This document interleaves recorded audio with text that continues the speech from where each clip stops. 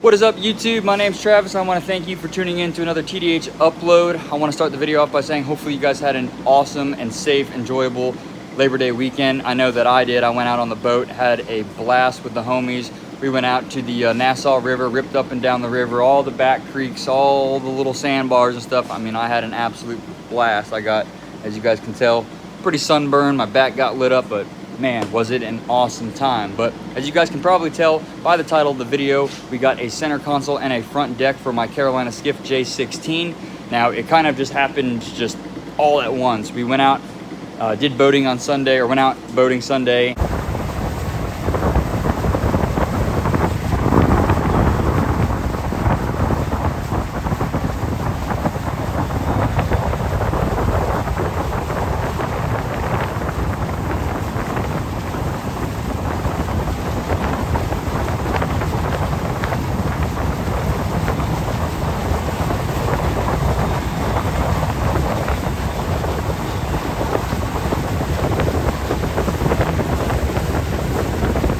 Had a good time. We came back in, cleaned up the boats. I came home, my boy went back to his place, and probably about 30 minutes after getting home, he sent me a listing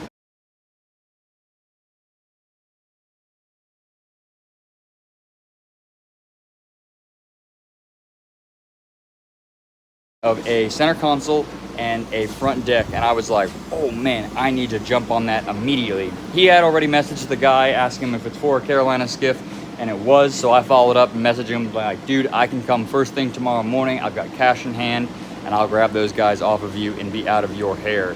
Thankfully, it all worked out. The seller was freaking awesome. It's not often that you find really nice people on Facebook Marketplace. A lot of the time, people are just freaking, you know what, they can be a pain, but Blake was an awesome seller. He was very, very excited to not only chat about Carolina Skiffs, but hooking me up with the setup so that way I can kind of make this Carolina Skiff my quote-unquote dream skiff. So without further ado, let's turn this camera around and I will show you guys the new parts. I'm going to start off showing you guys the deck, but I did want to be transparent and let you guys know for the deck and the center console, I paid $100 for both of them. It was a heck of a deal. I had to jump on it time then, and like I said in the clip before, the seller was awesome, and he worked with me and I was able to execute this sale. So let's dive in real quick. You guys can see that the holes in the front have been sealed up. Originally, Carolina Skiffs have holes right here. They don't have rod holders and they don't have a hatch. So somebody definitely modified this. You can see that it's starting to delam right here. And obviously they cut a giant hole for a hatch in here. And I don't know what they were doing. Maybe they had a bigger hatch and then decided to go smaller. I'm not quite sure what they did, but overall, it's in pretty rough shape. But the structure itself is pretty sound. It's pretty solid. I'm assuming they used wood inside of here, and it's a little soft in some places, but most of it is pretty hard. So I'm very happy with its overall condition as far as the main structure goes, because building something like this would cost probably over $1,000 using Kusa, epoxy resin, the West Systems 2-part, and then glass. I'm probably looking at $1,000 easily to do this type of deck. So this is a good starting point. Obviously, you guys can see that it had some foam on it or some adhesive back material. You can see how brown and dark it is compared to the other side that I've already started sanding with some 80 grit. I just wanted to knock it down to see how it looked. I'm obviously not going to re-gel coat this just like the boat. I'm probably just going to knock all this down and get it to a nice bare gel coat, and prep all the surfaces where there's some holes and stuff that I want to seal up, and little odds and ends, and then just chase it out with a bilge coat paint and eventually put my own C-deck or EVA foam on the top of here. This is the type of foam they had on it originally, and I started peeling off a good bit of it. It was all left up under here underneath the hatch, and I just pulled the hatch off just to check the condition of the wood and stuff. So the front deck seems to be pretty solid. Again, I'm very happy with that purchase. And then here is the OEM Carolina Skiff center console. It came with a shifter, a key.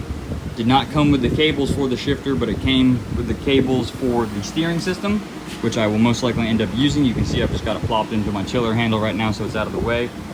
But it did come with a nice little switch panel, a little 12-volt plug there, and nothing really crazy about it, nothing special. I need to pull it out of the boat and start stripping it down, and I'm hoping that's what we're going to be doing in these videos here, is prepping both the front deck and the center console. Let me walk around. I'm going to show you guys over here. So you can clearly see somebody patched something here with some 10 ounce. I don't know if there was a hole for a speaker or something here, if it got damaged. You can see they drilled these really poor holes on either side. And I don't know what this is, some sort of mount. It looks like a lure mount or something, I'm not quite sure. But it is definitely a good starting point as far as the center console goes. I'll be able to strip this thing down, get it repainted, glass up all the holes that I don't want, you know, seen or visible, and then clean this stuff all up.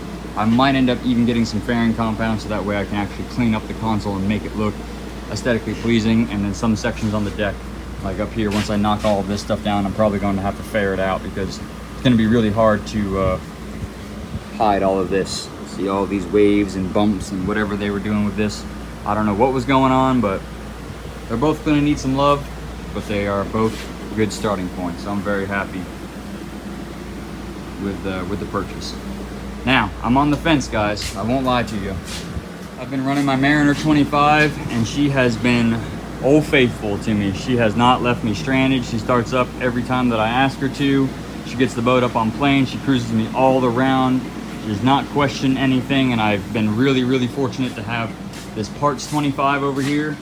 This is not technically a quote-unquote parts motor. This motor does run. It is all complete aside from the lower foot. The lower foot is damaged, and the prop is out of round, so it needs a whole new lower. It has been compromised, and the money that it would cost to rebuild that lower, you could probably just find a used one, or I could possibly rob the lower off of that one and pop it on this one, because this is set up for a remote setup here. So you can see it's got its battery cables here. It's got the steering shaft, and obviously the main shaft on the cables pass through here, and it bolts down, and that's what allows it to steer. So you can see there's no on-off button, and it's set up with no tiller mount. If you look at this guy, you can see the tiller mount on the front of it.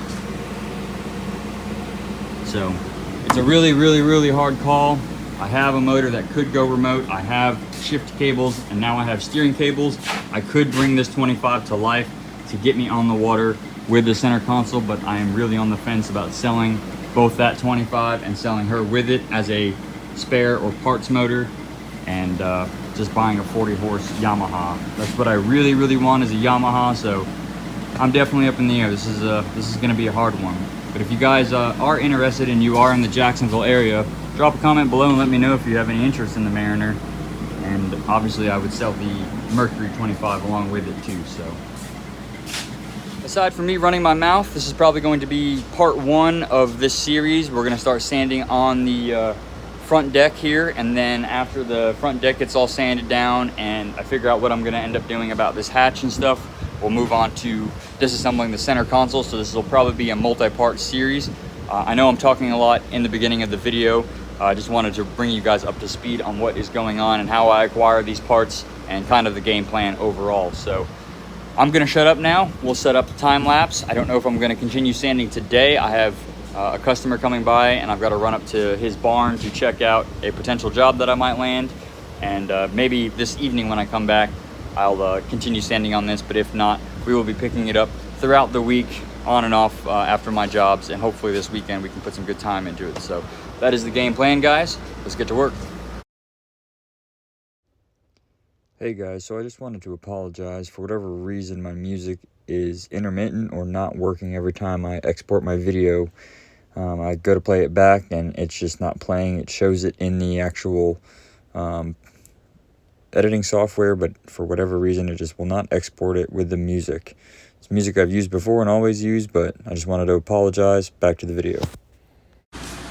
Okay guys, it's the next day. As you can see, I've got the steering wheel and the helm with the cables pulled off. They are over here on the floor. What I ended up doing last night, I could not get it off, and I was just burnt out. I was over it. I was like, you know what? Let me just soak this down with BB Blaster, and that's exactly what I did. I just sprayed a bunch of penetrating oil down the shaft. When the steering wheel was still on it, and it was the steering wheel itself that was, you know, seized onto the actual stud for the helm. So let that sit overnight. Came in this morning. I used this puller right here. I just pulled one of the little swing arms off, and then grabbed the other swing arm and then bolted it to this little nubbin guy. I don't know what you want to call it, but it sets it parallel, so that way the two little jaws are parallel from each other rather than being you know, the three like this. So setting it parallel and then gripping the very back of the steering wheel. You can probably see, I'll show you guys, like these edges. See where it's kind of looks like it's cracked and dented. It's going to be all like that on both sides. That's from when I was trying to pull it off and it would not go, so I had to put the little hooks underneath the wheel all the way completely, and a couple runs with the impact popped that right off, and I was home free. So I just started sanding all of that nonsense like you guys saw in the time lapse. I continued doing that, and I'm down to fresh gel coat now. I sanded all that weird factory texture that Carolina Skiff does on their boats and stuff. I sanded all that away because I don't really like that texture, and I'm going to be painting this because I didn't gel coat the boat originally. I'm not going to gel coat this. Not really that it's out of the budget. It's just meant to be a boat to get in the water and enjoy and have fun with, rather than dumping money into it like I've been doing with my formula. So that's besides that. You guys can see everything that's been cleaned up. I've got all of these guys beveled up, or nice tapers, whatever you want to call them. Got them all cleaned up. I'm gonna go ahead and lay some 10 ounce over all of these holes. And then for the big hole over here, I've got some scrap Kusa.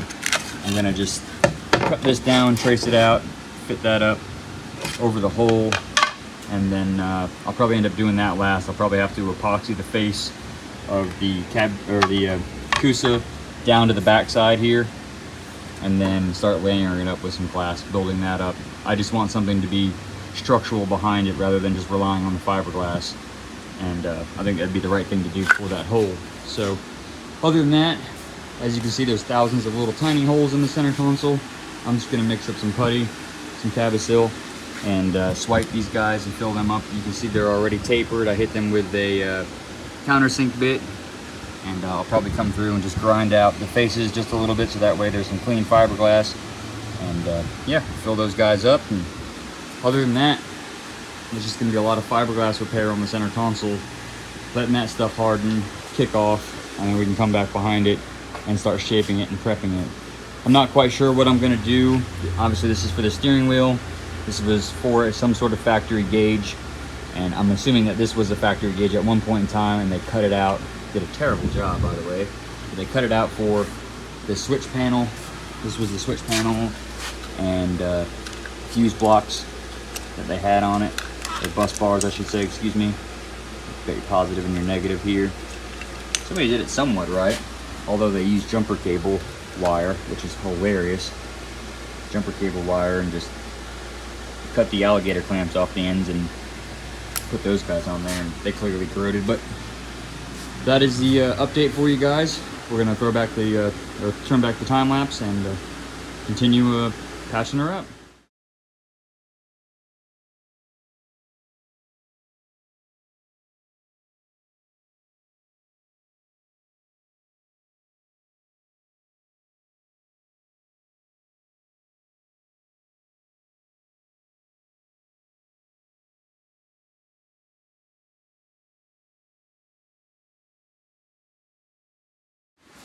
Okay, so started on the console, got these two holes filled up, layered up some 10 ounce, and then filled the rest of it with some chop mat. And then I had a little bit of resin left over, so I went and threw some 10 ounce and a tiny bit of chop mat on that hole.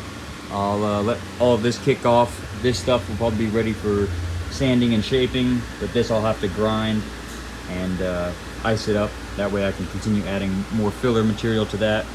Probably just do another layer of 10 ounce and then just keep loading it up with chop, and then I'll start on that one once all of that stuff is dry. But in the meantime, we're gonna let the resin do its thing, kick off, and I'm gonna start sanding on the front deck. I just pulled it off the boat, set it in the shop here. I'm gonna turn my overhead fan on and try to sand this by the door, because this is a lot of gel coat and it's really making a mess of my shop. So I've got to try the best that I can to get this stuff to be blown out of the shop door. I do it outside, but typical Florida. If it's not sunny, it's raining. So I'm gonna throw you guys on time lapse again, and we'll get to sanding.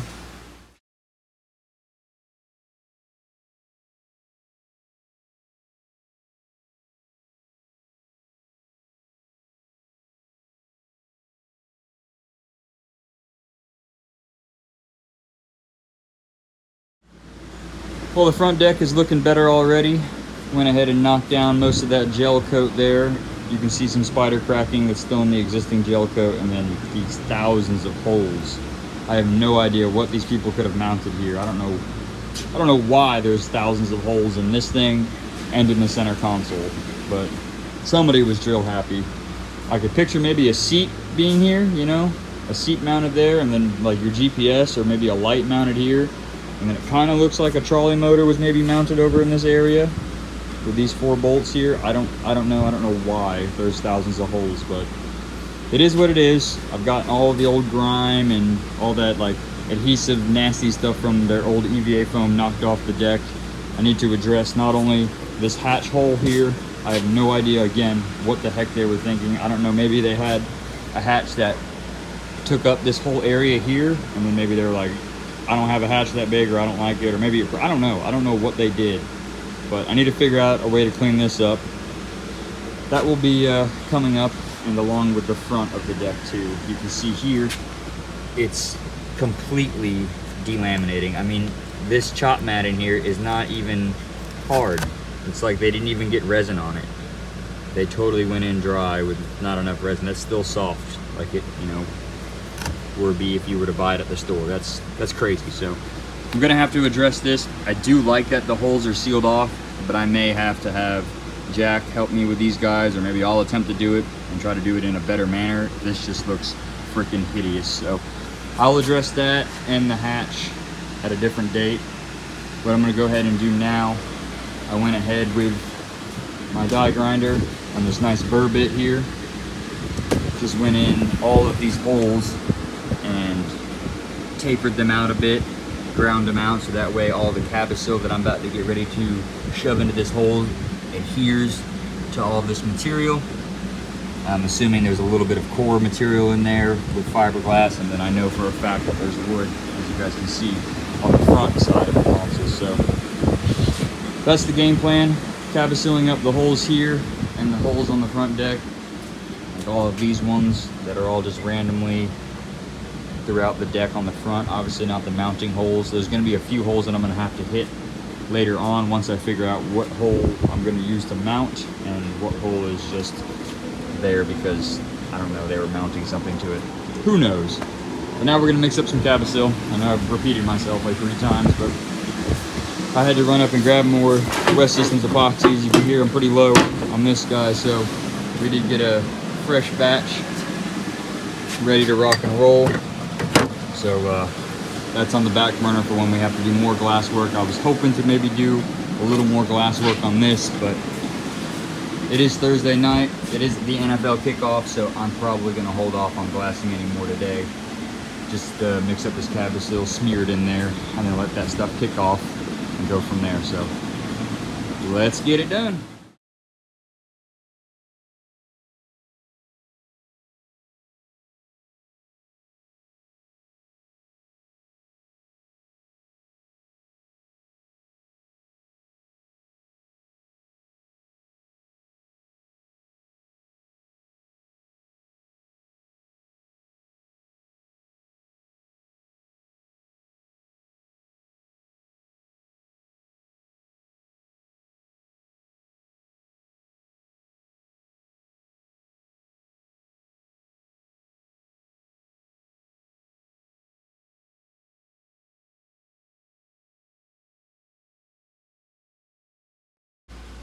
Now that I've smeared cabosil all over the center console and all over the front deck, we're gonna let it do its thing, kick off, and hopefully tomorrow after work I can come in here and start sanding these areas down. I have a few spots that I'm probably gonna have to come back over, mix up a little more cabosil. Like this hole is a little low, that's a little low right there, and I didn't get to fill up these holes. I like to fill up those holes, and obviously when I grind up this glass here, or sand away this glass, I can fill that hole. But we got most of them in the front. You can see this one still needs some more. That one's a little low. I mixed up a 5-pump batch with my mill fibers and my fumed silica, and it damn near did all of the holes. I was pretty dang close. I could have been a little more conservative with the Cabasil in some areas, but it's all good. I went a little high so that way I could knock it down. But all right, guys, I did not intend for this video to be 21 minutes long, 22 minutes long, so this is where we're gonna wrap it up. As you can see, I brought the boat back in.